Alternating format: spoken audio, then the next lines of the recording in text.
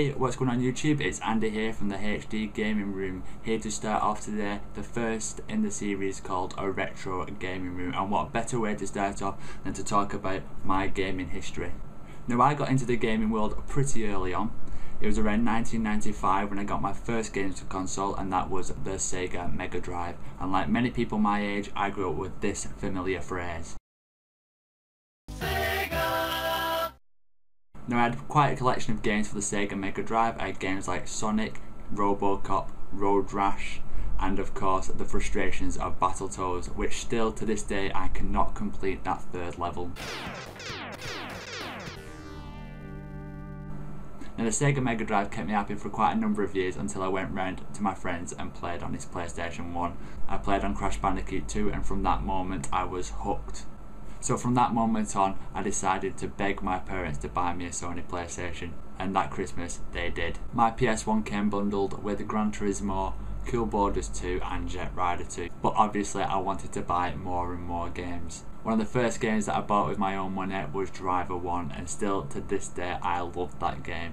It was one of the classics that came out at the time. The PlayStation 1 introduced me to a lot of platforming games such as Crash Bandicoot and Spyro, some of my favourite games of all time. But it also introduced me to some action-adventure games such as Tomb Raider and Siphon Filter. But most of all, the main reason that I loved my PlayStation 1 was because of the fact it had Resident Evil. I remember playing my first Resident Evil round at my friend's house. It was Resident Evil 2, and after seeing that first opening sequence I was hooked. Still to this day, Resident Evil remains my favourite gaming franchise of all time. In the year 2000, the Pokemon phase was at its peak, and everybody had Pokemon cards or a Game Boy Color to play their favourite Pokemon games.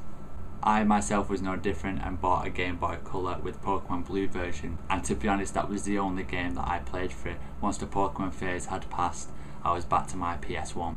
Now, a couple of years passed and I was quite happy with my PS1 until the PS2 came out, and I was like, I need that console. And in 2001, under my Christmas tree was a PlayStation 2. My PS2 came bundled with the Italian Job LA Heist and Harry Potter and the Chamber of Secrets, which to be honest was probably not the best bundle that was out at the time, but only a few weeks went by and I decided to buy myself Grand Theft Auto 3 and Vice City in the double pack. And I have to say, Grand Theft Auto Vice City is probably my favourite Grand Theft Auto of all time because of its humour and action. I'm missing 20 keys and a lot of cash. Drugs, mate? It's a mug's game. What do you know about it? Oi, well, what I was coming to was, there's some chef come trumpet shifter who deals at the kitchen of a hotel on Ocean Drive. He's been looking real pleased with himself lately. You could go and check him out. I will. And I'll be seeing you around. Yeah, that's right. Go and walk away, you mug. I knock you spark out. Give me a drink. And where's that slut? The PS2 kept me happy again for quite a number of years until my parents bought me a PC in 2006. It wasn't necessarily a gaming PC, but it definitely got me into gaming on the PC. I decided that the first PC game that I would play would be from my favourite genres of the time, and still is my favourite genre, and that is horror. So I decided to pick up Fear for the PC, and I have to say it is an amazing game. So amazing in fact that I bought it again for the 360 when it came out. The game is creepy, atmospheric, and probably the best PC horror game I've ever played. Jin, we need you up here. On my way. Looks like we're too late, boss.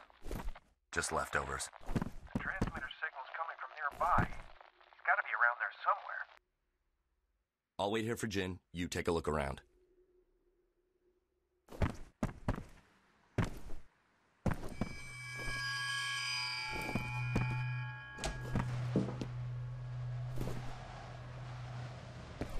In 2007, I decided it was time to go next gen and bought myself an Xbox 360. With it, I bought Just Cause, but not before long wanted to try out all the new IPs that Microsoft had to offer. The first 360 exclusive game that I played was Gears of War, and I have to say it is probably the best exclusive the 360 has to offer. At this point, I'm becoming a gaming addict, and it's just not enough for me to have one next gen console, so I went out that Christmas and bought myself a Sony PlayStation 3. Again, the PS3 introduced me to some new titles as well, such as Resistance, Motorstorm, but the PS3 also brought some of my old franchises back to life, such as Burnout and Resident Evil. In 2008 I decided I wanted a PlayStation Portable, so I went out and bought one, which was a bit of a mistake because I never really played on it. I played a number of titles on the PSP such as Star Wars The Force Unleashed, Lego Indiana Jones, Lego Batman and Ratatouille. In 2009 I realised I was becoming more into family games, playing games for fun, and what better console for this than the Nintendo Wii. So in 2009 I went out and bought a Nintendo Wii, where I've been able to enjoy titles such as New Super Mario Bros. Wii and Super Mario Galaxy. In 2010 I realised that my warranty for my Xbox 360 was running out, and I thought with the failure rate being so high for the 360 it was time to sell it whilst I could. The money that I got from selling the Xbox 360 I used to build a gaming PC, so now I can enjoy PC exclusives such as Crysis, The Witcher and Stalker.